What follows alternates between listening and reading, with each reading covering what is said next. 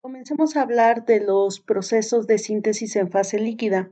Para ello hay que recordar que dentro de este grupo encontramos los procesos de infiltración.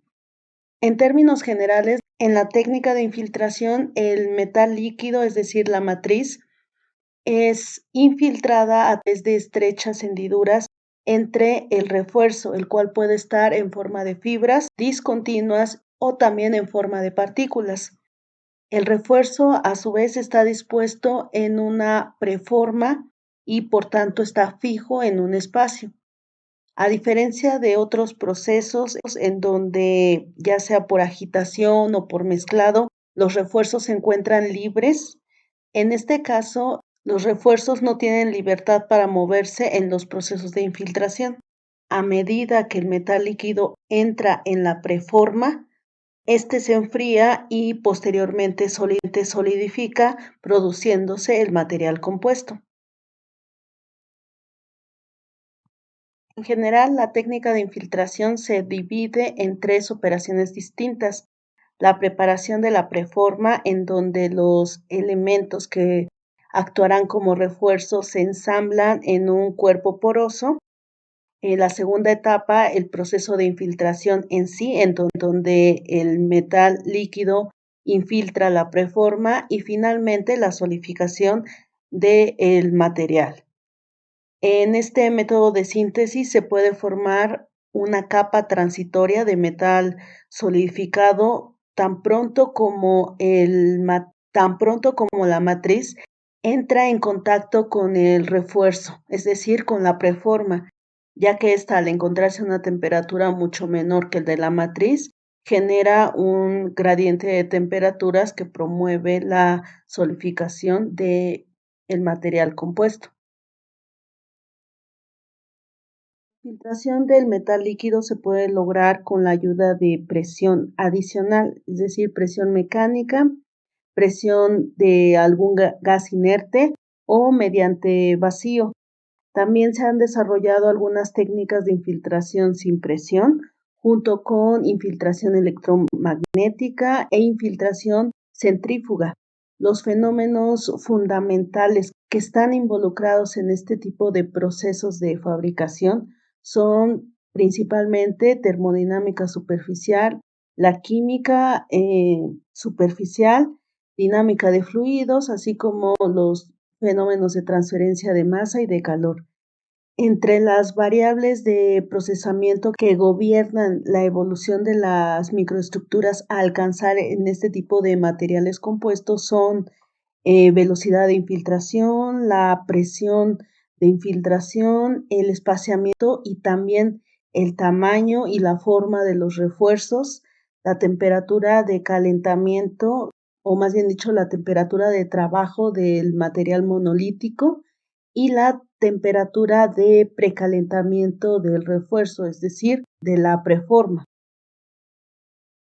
Una de las principales variables en este tipo de procesos es la temperatura de trabajo, es decir, la temperatura a la cual se infiltrará el metal líquido. Si la temperatura de la masa fundida o la temperatura de la preforma es demasiado baja, se producirán piezas mal infiltradas o porosas.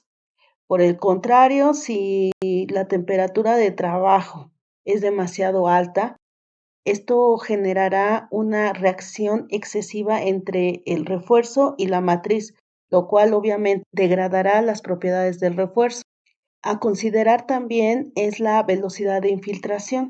Por ejemplo, si la velocidad de infiltración es demasiado elevada, puede generar una deformación de la preforma durante la infiltración como tal. Por tanto, se requiere una presión base para iniciar el flujo de la masa fundida a través de la preforma fibrosa. La presión umbral aumenta con el incremento de la velocidad de infiltración, porque, como sabemos, el grado de humectación a alcanzar dependerá del tiempo de contacto que tendrán tanto la matriz como el refuerzo. Comúnmente la preforma se diseña con una forma y tamaño específico a fin de formar la parte integral de un producto terminado. Las preformas se fabrican comúnmente por sedimentación de fibras cortas a partir de una suspensión.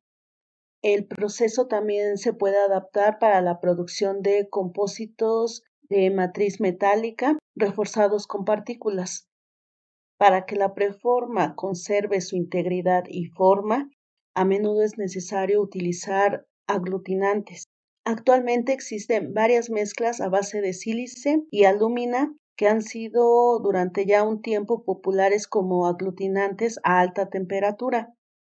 ¿Qué es lo que se hace? El agente aglutinante se introduce normalmente a través del líquido en suspensión, de modo que se deposita o precipita sobre las fibras, formándose a menudo preferentemente en los puntos de contacto de las fibras y de esta forma promueve la unión. En la fundición por infiltración a presión o también conocida como squeeze casting o squeeze infiltration, el proceso de fundición por compresión es una técnica de fabricación que combina las ventajas de la fundición a alta presión en moldes permanentes con la tecnología de forja común. Se han utilizado diversas técnicas de infiltración a presión para fabricar materiales compuestos. En esta técnica por infiltración a presión, el molde y las preformas se mantienen a una temperatura cercana al punto de fusión del metal, lo cual le da tiempo al metal para fluir y llenar el molde sin que ocurra una saturación. Una vez que el metal ha llenado los principales huecos en el molde y la preforma, la presión se puede aumentar rápidamente. Después de esto, se puede mantener una presión uniforme a través del molde y los vacíos que aún tienen que ser llenados se pueden infiltrar isostáticamente. Esta técnica hace posible utilizar moldes de paredes relativamente delgados e infiltrar preformas muy frágiles con poco daño. Aunque el molde y la preforma comienzan con una temperatura alta, el uso de paredes delgadas en el molde permite que estos se enfríen rápidamente y así se minimice en gran medida la reacción interfacial entre el refuerzo y la matriz.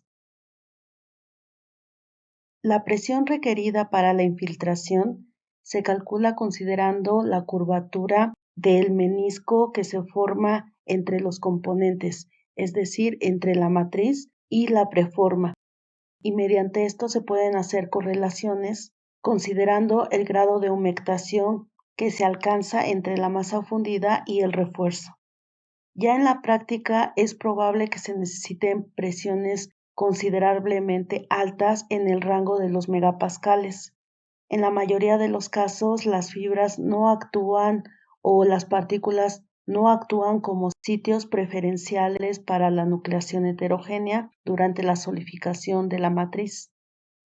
Una de las características que tiene este método es el cambio de fase de líquido a sólido, el cual es muy rápido, y como consecuencia de esto es que el último líquido en solidificar, el líquido remanente, normalmente estará enriquecido de soluto, el cual se localizará alrededor del refuerzo. Tal contacto prolongado entre el refuerzo y la matriz, a menudo bajo una alta presión hidrostática y aunado al enriquecimiento del soluto, tiende a favorecer la formación de un fuerte enlace interfacial. Como consecuencia de la solidificación fuera del equilibrio que se alcanza durante la síntesis del material compuesto, se logra una estructura compuesta de granos muy finos, lo cual en términos de propiedades mecánicas es favorable. Aunado a esto, el refuerzo dentro de la matriz forma fuertes vínculos.